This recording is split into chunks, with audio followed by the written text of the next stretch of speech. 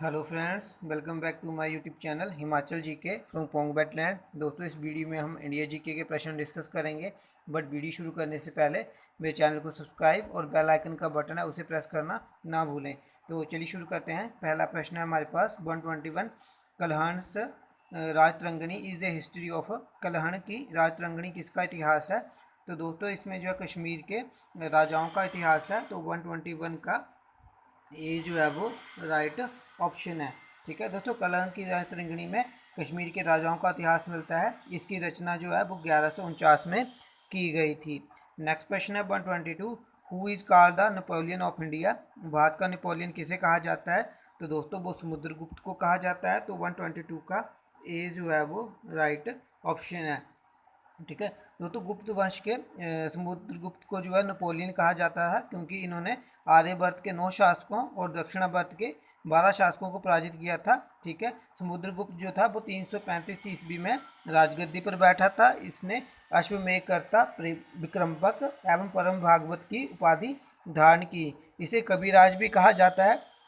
समुद्रगुप्त विष्णु का उपासक था। वह अपने सॉरी संगीत प्रेम वो एक संगीत प्रेमी था। उसने अपने सिक्कों पर जो वीणा वादन करते हुए खुद को जो है चित्र लगवाए थे। समुद्रगुप्त का जो दरबारी कवि था हरिश्चंद्र था, जिसने इलाहाबाद प्रशस्ति लेख की रचना की थी। नेक्स्ट प्रश्न है 123। Who was the founder of Shunga density? Shunga वंश का संस्थापक कौन था? तो दोस्तों, वो थे पुष्यमित्र। तो 123 का डी जो है वो राइट ऑप्शन है। ठीक है दोस्तों, पुष्यमित्र शुंग ने मगध पर शुंग वंश की नींव डाली।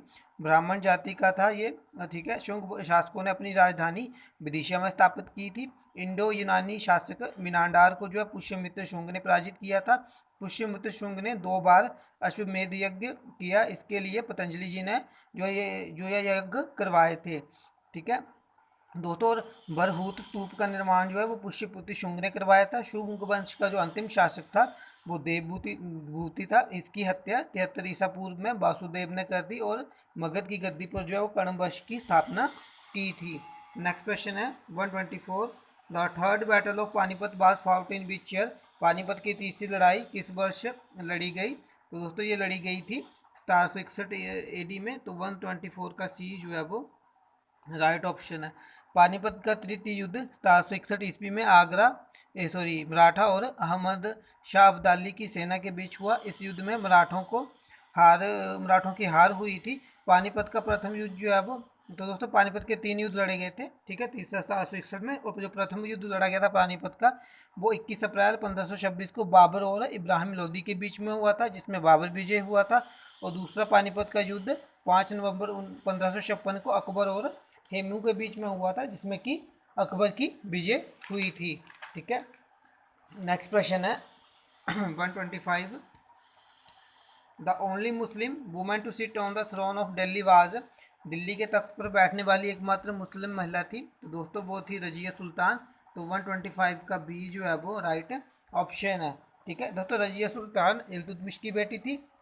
इल्तुतमिश के बाद उसका पुत्र रुकनुद्दीन फिरोज गद्दी पर बैठा। वह एक योग्य शासक था। इस पे कालीन शासन पर उसकी मां शाह तुकरान शाही रही। शाह तुकरान के वांछित प्रभाव से परेशान होकर तुर्की अमीरों ने रुकनुद्दीन को हटाकर रजिया को सिंहासन पर आसीन किया। इस प्रकार रजिया बेगम प्रथम मुस्लिम महिला थी जिसने शासन की बागडोर संभाली।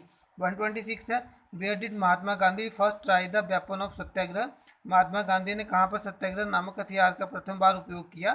तो दोस्तों, ये किया था उन्होंने दक्षिण अफ्रीका में। ठीक है, तो दोस्तों, दक्षिण अफ्रीका में जो काले और गोरे का काफ़ी मतभेद होता था, तो उसके जो है उन्होंने काले लोगों के लिए जो वहाँ पर काफ़ी सारे सत्याग्रह किए थे, उनको उनके हक दिलवाने के लिए।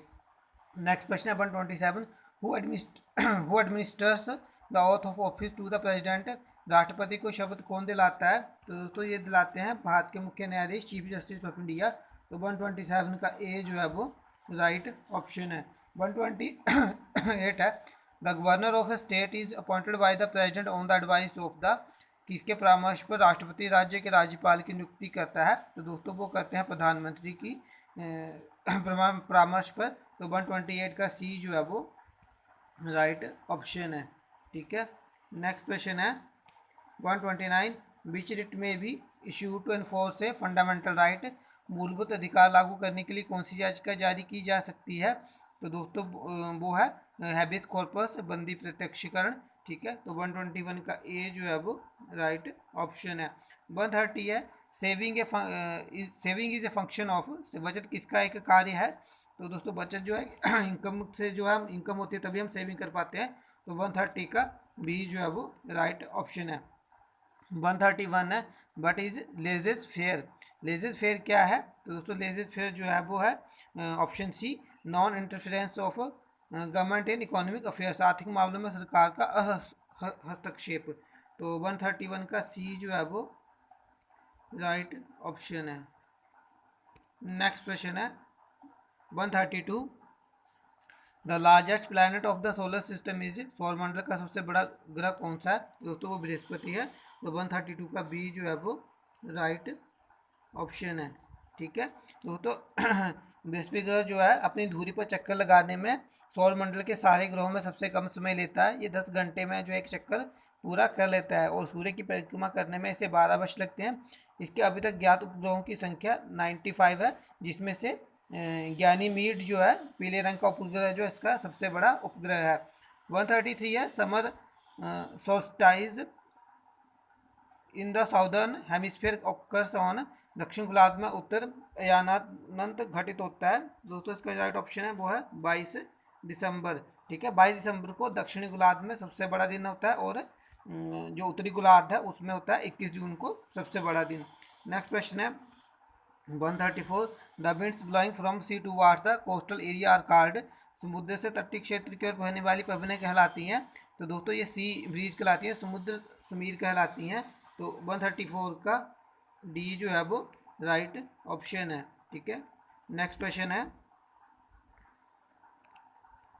135, सारगासो सी इज लोकेटेड इन, सारगासो समुद्र स्थित है।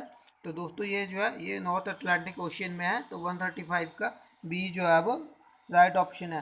दोस्तों उत्तरी अटलांटिक महासागर में 20 डिग्री से 40 डिग्री उत्तरी अक्षांशों और 35 से 75 डिग्री पश्चिमी देशांतरों के मध्य चारों ओर प्रवाहित होने वाली जलधारों के मध्य स्थित शांत और स्थिर जल के क्षेत्र को सारगासो सागर कहा जाता है, क्योंकि इसमें जो है सरगुइसम नामक जो है समुद्री शैवाल पैदा होता है। तो इसीलिए जो है इसे सारगासो सागर कहा जाता है, इसकी कोई तट रेखा नहीं है। नेक्स्ट क्वेश्चन है 136 है, the capital of Bulgaria is, Bulgaria की राजधानी क्या है? तो दोस्तों वो है सोफिया। तो 136 का ए जो है वो राइट ऑप्शन है। 137 है, international boundary between India and Pakistan is demarcated by, भारत तथा पाकिस्तान के मध्य की अंतर्राष्ट्रीय सीमा निर्धारित है। तो दोस्तों वो है रेड क्लिफ लाइन। तो 137 का सी है जो है वो राइट ऑप्शन है। दोस्तों मैकमोहन रेखा जो है वो चीन और भारत के बीच में है, और जो डुरंड रेखा है ये जो है अफगानिस्तान और पाक के बीच में, पहले ये भारत विभाजन से पहले भारत और अफगानिस्तान के बीच हुआ करती थी डुरंड रेखा। और जो मैगिनोट लाइन है ये फ्रांस और जर्मनी के बीच के जो है एक सीमा रेखा है। नेक्स्ट क्वेश्चन है 138, but separates Daman and Diu, दमन तथा द्वीप को कौन पृथक करता है? तो दोस्तों ये गल्फ ऑफ खंबात की खाड़ी जो है वो पृथक करती है इनको। तो 138 का बी जो है वो राइट ऑप्शन है। 139 है, in vulcanization natural rubber is heated by, वल्कनीकरण में प्राकृतिक रबड़ को इसके साथ गर्म किया जाता है। तो दोस्तों वो किया जाता है सल्फर के साथ। तो 139 का बी जो है वो राइट ऑप्शन है। नेक्स्ट क्वेश्चन है 140,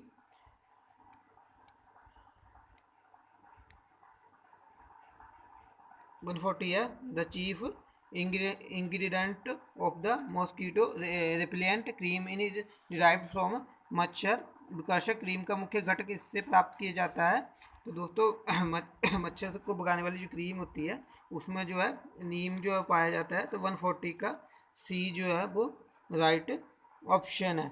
ठीक है, नेक्स्ट क्वेश्चन है 141, the chemical name of table salt is, सामान्य नमक का रासायनिक नाम क्या है? तो दोस्तों वो है सोडियम क्लोराइड। ठीक है, सोडियम क्लोराइड है। तो 141 का बी जो है वो राइट ऑप्शन है। ठीक है, तो दोस्तों ये थे आज के प्रश्न इस वीडियो में इंडिया जीके की। तो आई होप आपको वीडियो अच्छी लगे। अगर आपको वीडियो अच्छी लगती है तो इसे लाइक करें, शेयर करें, मेरे चैनल को सब्सक्राइब कर लें। नेक्स्ट वीडियो में मिलेंगे, तब तक के लिए गुड बाय। जय हिंद, जय भारत, जय हिमाचल।